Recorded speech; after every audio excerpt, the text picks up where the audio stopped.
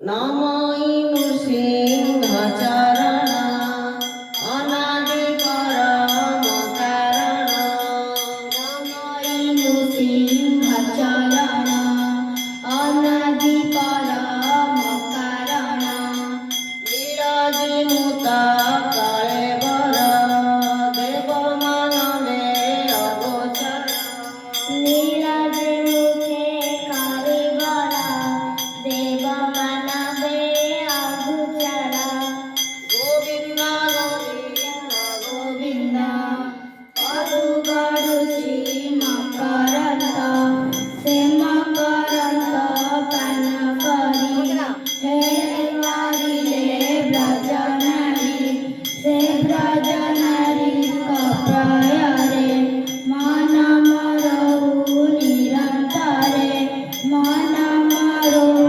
निरहु हा कृष्ण बोली जीव जाऊ हा कृष्ण बोली जाऊ जीव मते उदार वासुदेवा आनंदे बोला हरि हरि हरि हरिले आनंदे बोला हरि हरि हरि करिले भजनारी गोविंद गोपे बंधा मेरा हरि करिले चक्का डोला गोविंद नामे बंधा मेरा पारी करिले चक्का डोला गोविंद जय जय गोपाल जय जय राधा रमण हरि गोविंद जय जय गोविंद जय जय गोपाल जय जय राधा रमण हरि गोविंद जय जय गोपाल जय गोपाल जय जय राधा रमण हरि गोविंद जय जय।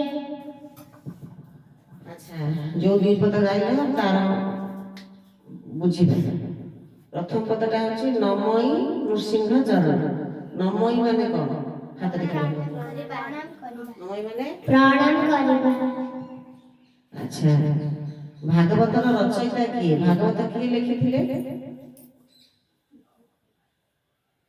भागवत किए लिखिथिले ओडिया भागवत संस्कृत भागवत हो ओडिया भागवतर रचयिता କହିଥିଲି କାଲି କହିଥିଲି ସେ କହିବ ଭାଗବତର ପଞ୍ଚସଖା ଭିତରୁ ଜଣେ କହୁନ ଆରେ ମନେ ପକାଅ କାଲି କହିଥିଲି ଜଗନ୍ନାଥ ଜଗନ୍ନାଥ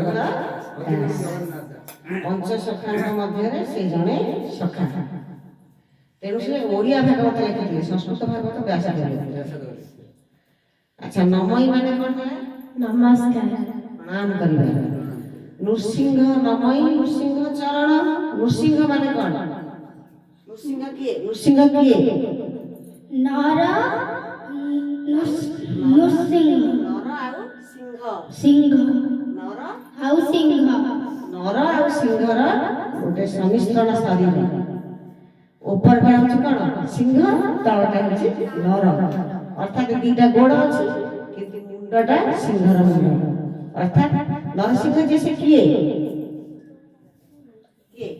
ନରସିଂହ କିଏ भगवान ଭଗବାନ ହଉଛନ୍ତି ନରସିଂହ ଆଚ୍ଛା କହିଲ ନରସିଂହ ଅବତାରରେ ସେ କୋଉ ରାକ୍ଷସକୁ ମାରିଥିଲେ ନରସିଂହ ଅବତାରରେ ଭଗବାନ କୋଉ ରାକ୍ଷସକୁ ମାରିଥିଲେ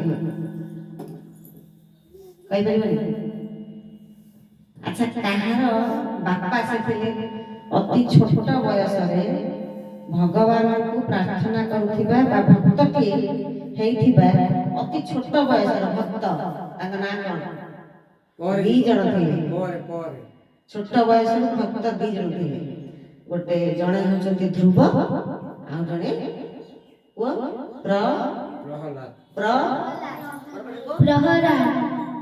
ପ୍ରହ୍ଲାଦ ଧ୍ରୁବ ଆଉ ପ୍ରହ୍ଲାଦଙ୍କ ବାପାଙ୍କୁ ମାରିଥିଲେ କିଏ ନରସିଂହ ବା ନୃସିଂହ ଭଗବାନ ହେଲା ନମଇ ନୃସିଂହ ଚରଣ ଚରଣ ମାନେ କଣ ମାରନ୍ତି ପାଦ वाह सुंदर चरण माने पाद ନମଇ ନୃସିଂହ ଚରଣ। ଅନାଦି ଅନାଦି ମାନେ କଣ? ଅନାଦି ମାନେ ଆଦି ନାହିଁ ବା ଆରମ୍ଭ ନାହିଁ। ଭଗବାନ ହେଉଛନ୍ତି ଅନନ୍ତ, ଯାହାଙ୍କର ଆରମ୍ଭ ନାହିଁ କି ଶେଷ ନାହିଁ, ସେ ହେଉଛନ୍ତି ଅନାଦି। ପରମ ଅନାଦି ପରମ କାରଣ। ପରମ ମାନେ କଣ? ମୁଖ୍ୟ ଶ୍ରେଷ୍ଠ। ପରମ ମାନେ ମୁଖ୍ୟ ଆଉ ଶ୍ରେଷ୍ଠ। ପରମ କାରଣ। କାରଣ ହେଉଛନ୍ତି ତାମାନେ ଏ ସୃଷ୍ଟିର ପରମ କାରଣ, ମୁଖ୍ୟ କାରଣ, ଶ୍ରେଷ୍ଠ କାରଣ ହେଉଛନ୍ତି ନୃସିଂହ ଭଗବାନ ବା ଭଗବାନ। ହେଲା? ଆଚ୍ଛା, ଏଠି ବର୍ତ୍ତମାନ ମୁଁ ଜଣେ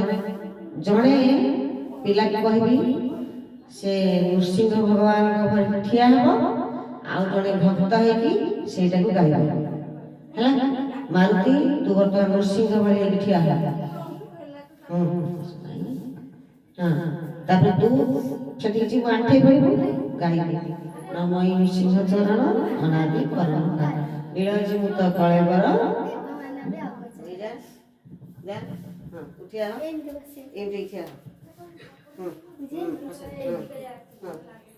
নমই নৃসিংহ চরণ অনাদি পরম কারণ নীলজীমূত কলেবর দেব মানবে অগোচর নমই নৃসিংহ চরণ অনাদি পরম কারণ